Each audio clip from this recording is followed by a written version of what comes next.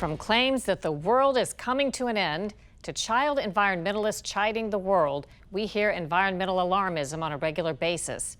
Today, we get an alternate view from an environmentalist who apologizes for what he calls misplaced panic. Michael Schellenberger wrote, "Apocalypse Never: Why Environmental Alarmism Hurts Us All." Wait until you hear what he thinks could be at the root of the problem: depression.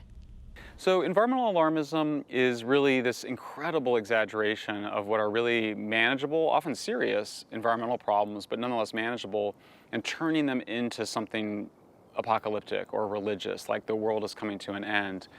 And so we see it on all these different issues, and my book goes through them: climate change, rainforest destruction, plastic waste, species extinction. It's not just that there's exaggeration, but it actually leads us to behave in ways that are harmful. There are people who have declared we have, 7, 8, 9 years to live if we don't do a giant reverse course. There's so much of that. I mean, there's definitely like 10 years to live, and it would say, well, no, I just mean 10 years to act. You know, I think it creates real harm. I mean, my other motivation was a lot of this alarmism is used to justify policies that I think are really unfair. So it used to be that the World Bank, which we contribute to, and other development banks, they used to fund the bridges, the roads, the irrigation, the fertilizer for poor countries to develop. Well, that money has now all been diverted into various green energy sources, solar panels and batteries that don't provide the energy that countries need in order to develop. And so I wanted to blow the whistle on that. And then I also wanted to make the case for nuclear power, which is this incredible source of electricity. It doesn't produce any air pollution at all. Certainly no carbon emissions. It's our largest source of clean energy in the United States, and yet the people who say they're the most concerned about climate change are trying to shut down our nuclear plants. Who is driving the apocalyptic view? There's really three groups that are responsible for apocalyptic environmentalism. There's a group of what we would call Malthusian scientists, scientists who think there's too many people in the world, that we're overpopulated, that we all need to consume less and have less growth.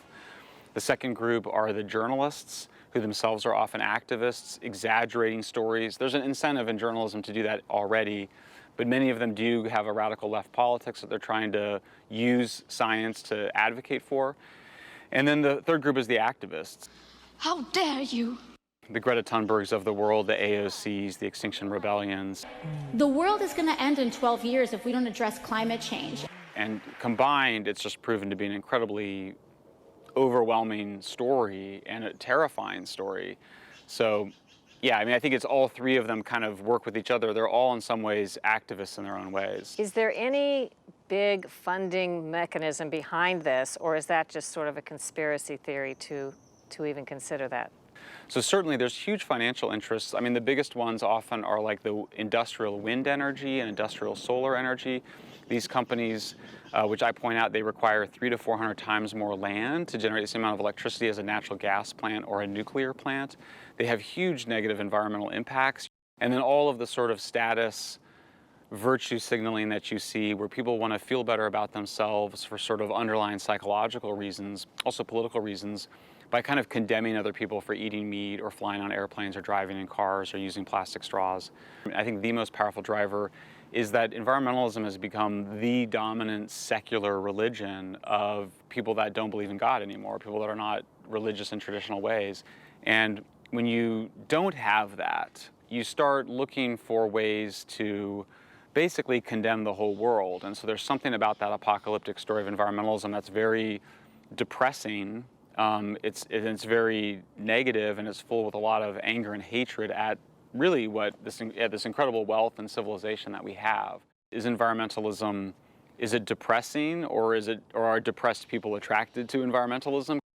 I think we have to talk back to it. We have to remind people of all the incredible things that we've made as a human species. You know, we have to talk about all these incredible trends that are going in the right direction. Carbon emissions are actually going down in most rich countries. We are returning more of the earth to the natural environment in a lot of ways. And the future could be very bright for that reason. So in some ways, I think of the book as kind of a talking back to the depressed environmental movement, which is, I think, at bottom of so much of that alarmism.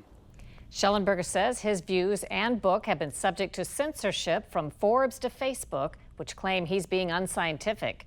But he says the footnotes in his book are well rooted in established science.